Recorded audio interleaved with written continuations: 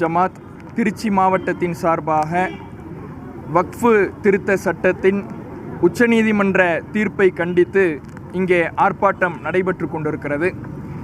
ஒன்றிய அரசு முஸ்லிம்களுக்கு பாத்திரமான வக்ஃபு சொத்து சம்பந்தமான சட்ட திருத்தத்தை கொண்டு வந்தது.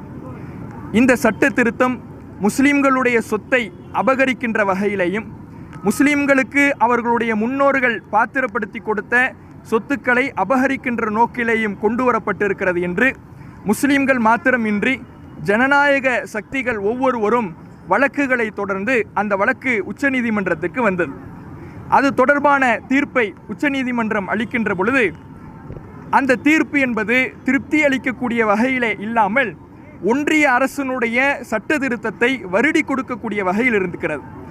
இந்த வழக்கு வருவதற்கு முன்பாக உச்சநீதிமன்றம் இது தொடர்பாக பல கேள்விகளை எழுப்பியது. இந்த சட்ட திருத்தம் தொடர்பாக அந்த கேள்விகள் என்னவென்றால், முஸ்லீம்களுக்கு பாத்திரமான சொத்திலே முஸ்லீம் அல்லாதவர்களை நுழைக்க இந்த சட்ட திருத்தம் சொல்லுகிறது என்றால், இந்து அறநிலைத்துறையிலையும் இந்து அல்லாதவர்களை நுழைக்க சொல்வீர்களா? இப்படியான கேள்வியை அந்த உச்சநீதிமன்றம் இதற்கு முன்பு எழுப்பியது.